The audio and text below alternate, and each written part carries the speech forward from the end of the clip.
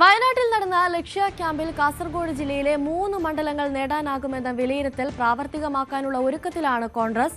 മഞ്ചേശ്വരത്തിനും കാസർഗോഡിനും പുറമെ ഉദുമ മണ്ഡലത്തിൽ കൂടി ഇത്തവണ വിജയിക്കാനാകുമെന്നാണ് ക്യാമ്പിലെ വിലയിരുത്തൽ.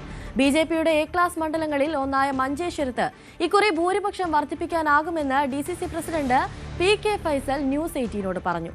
വിജയസാധ്യതയുള്ള സ്ഥാനാർത്ഥികളെയായിരിക്കും പരിഗണിക്കുകയെന്നും PK ഫൈസൽ വ്യക്തമാക്കി. തദ്ദേശ തെരഞ്ഞെടുപ്പിലുണ്ടാക്കാനായ വലിയ നേട്ടം ഇത്തവണ നിയമസഭയിൽ ഗുണമാകുമെന്നാണ് UDF കരുതുന്നത്. കാസർഗോഡ് ജില്ലയെ സംബന്ധിച്ചിടത്തോളം നിലവിൽ മഞ്ചേശ്വരവും കാസർഗോഡുമാണ് UDFിൻ്റെ കയ്യിലുള്ളത്. ഇത്തവണ കൂടുതൽ മണ്ഡലങ്ങൾ കേന്ദ്രീകരിച്ച് പ്രവർത്തനം നടത്തി കൂടുതൽ മണ്ഡലം പിടിച്ചെടുക്കാനാണ് UDF ലക്ഷ്യമിടുന്നത്. നമ്മോടൊപ്പം DCC പ്രസിഡന്റ് PK ഫൈസൽ തന്നെ ചേരുന്നു. എന്തായാലും സംസ്ഥാനത്ത് വലിയ വിജയമുണ്ടാക്കാൻ സാധിച്ചു. പ്രത്യേകിച്ച് കാസർഗോഡ് ജില്ലയിലേക്ക് വരുമ്പോൾ ഇത്തവണ ഉദുമ കൂടി പിടിച്ചെടുക്കുമെന്നാണ് പറയുന്നത്. എങ്ങനെയാണ് നിയമസഭാ തെരഞ്ഞെടുപ്പിലൊരു പ്രവർത്തനം, എങ്ങനെയാണ് പ്രതീക്ഷ? തദ്ദേശ സ്വയംഭരണ തെരഞ്ഞെടുപ്പിൽ കാസർഗോഡ് ജില്ലക്കകത്ത് UDFിനെ സംബന്ധിച്ചിടത്തോളം തിളക്കമാർന്ന വിജയമാണ് കിട്ടിയിട്ടുള്ളത്.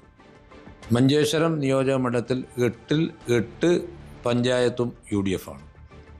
കാസർഗോഡും മോശമല്ലാത്ത വലിയ വിജയം നേടിയിട്ടുണ്ട്. ഉദുമയെ സംബന്ധിച്ചിടത്തോളം ഉദുമയിലും CPM കാലാകാലങ്ങളിലായി ഭരിച്ചിരുന്ന ദേലമ്പാടി ഉൾപ്പെടെ UDFിൻ്റെ കൈകളിലേക്ക് വന്നു. അതോടൊപ്പം മുളിയാർ പഞ്ചായത്ത് UDFിൻ്റെ കൈകളിലേക്ക് വന്നു. ഉദുമ UDFിൻ്റെ കൈകളിലേക്ക് വന്നു. അതിനു പുറമെ പുല്ലൂർ പെരിയ വൈസ് പ്രസിഡന്റ് കോൺഗ്രസിന് കിട്ടി. നറുക്കിലാണ് നമുക്ക് അവിടെയും രാഷ്ട്രീയപരമായി വലിയ മുന്നേറ്റം നടത്തി. CPMൻ്റെ ശക്തി കേന്ദ്രമായ ബേഡെടുക്ക പഞ്ചായത്തിൽ ചരിത്രത്തിൽ ആദ്യമായി കോൺഗ്രസിൻ്റെ 2 സീറ്റ് കോൺഗ്രസിന് ലഭിച്ചു. 1 സീറ്റ് 1 വോട്ടിൻ്റെ വ്യത്യാസത്തിലാണ് നഷ്ടപ്പെട്ടിട്ടുള്ളത്. അവിടെയും CPM വ്യാപകമായ കള്ളവോട്ട് നടത്തിയിട്ടുണ്ട്. അത് നിയമപരമായി നമ്മൾ അതിൻ്റെ കാര്യങ്ങളുമായി മുമ്പോട്ട് പോകുന്നു.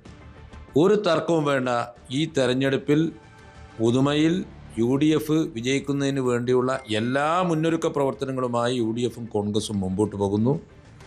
വിന്നിംഗ് കാൻഡിഡേറ്റിനെ അവിടെ മത്സരിപ്പിച്ചുകൊണ്ട് എന്തായാലും ഈ തെരഞ്ഞെടുപ്പിൽ വരാൻ പോകുന്ന നിയമസഭാ തെരഞ്ഞെടുപ്പിൽ ഉദുമ നിയോജക മണ്ഡലം UDFിൻ്റെ കൈകളിൽ എത്തിക്കുന്ന വലിയ പ്രവർത്തനങ്ങൾക്കാണ് കോൺഗ്രസും UDFിന് നേതൃത്വം നൽകുന്നത്.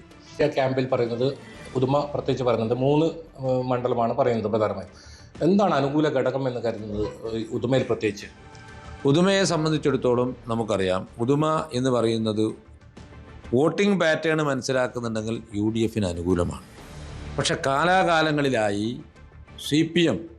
CPMൻ്റെ ശക്തി കേന്ദ്രങ്ങളിൽ കള്ളവോട്ടുകൾ ചെയ്താണ് പലപ്പോഴായി അവിടെ 90-95% അവരുടെ ശക്തി കേന്ദ്രങ്ങളിൽ അവർ പോളിംഗ് ശതമാനം ഉയർത്തുന്നു. പക്ഷേ പുതിയ രാഷ്ട്രീയ സാഹചര്യത്തിൽ SIRൻ്റെ വോട്ടർ പട്ടികയുമായി ബന്ധപ്പെട്ടുകൊണ്ട് അതിൽ വലിയ മാറ്റം വരാൻ ഇരട്ട വോട്ടുകളെല്ലാം ആ വോട്ടർ പട്ടികയിൽ നിന്ന് പോകാനുള്ള സാധ്യത പൂർണ്ണമായുണ്ട്. മാത്രമല്ല, ഒരു സാധ്യത എന്ന് പറയുന്നത് പഞ്ചായത്ത് തെരഞ്ഞെടുപ്പിൽ UDFിനുണ്ടായ ഉദുമ നിയോജക മണ്ഡലത്തിലുണ്ടായ ഒരു മേൽക്കൈ നിയമസഭാ തെരഞ്ഞെടുപ്പിലും പ്രതിഫലിക്കും എന്നുള്ള കാര്യത്തിൽ ഒരു തർക്കമില്ല.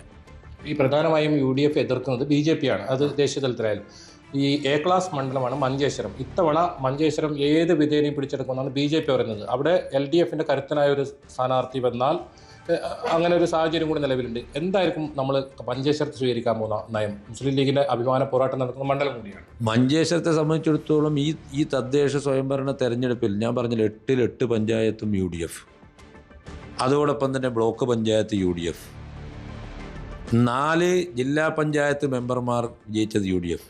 നമുക്കറിയാം, പുത്തിക ഡിവിഷൻ എന്ന് പറയുന്നത് BJPയുടെ ശക്തി കേന്ദ്രമായ പുത്തിക ജില്ലാ പഞ്ചായത്ത് ഡിവിഷൻ UDFിൻ്റെ സ്ഥാനാർത്ഥി ജില്ലാ കോൺഗ്രസ് കമ്മിറ്റിയുടെ ജനറൽ സെക്രട്ടറി സോമശേഖര ശേണി അട്ടിമറി വിജയമാണ് അവിടെ നേടിയിട്ടുള്ളത്.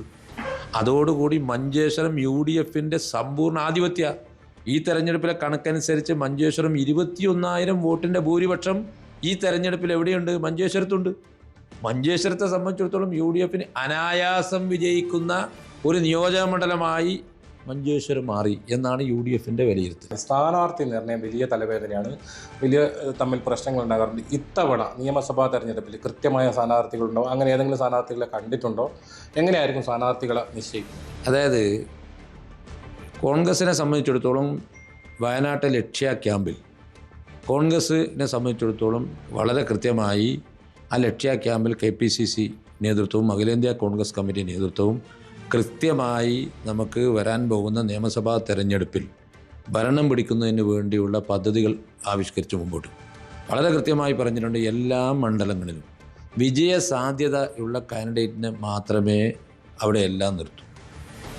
അത് തന്നെയാണ് കൃത്യമായി ഓരോ മണ്ഡലത്തിലെയും കോൺഗ്രസ് മത്സരിക്കുന്ന മണ്ഡലങ്ങളിൽ വളരെ കൃത്യമായി വിന്നിംഗ് കാൻഡിഡേറ്റിനെ തിരഞ്ഞെടുത്തുകൊണ്ട് മാത്രമാണ് KPCCയും AICCയും സ്ഥാനാർത്ഥിയെ പ്രഖ്യാപിക്കുക.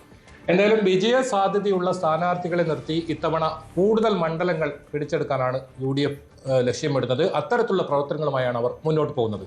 KB Baiju, news 18, Kasaragod. കൂടുതൽ വാർത്തകൾക്ക് news 18 Keralam YouTube channel subscribe ചെയ്യുക.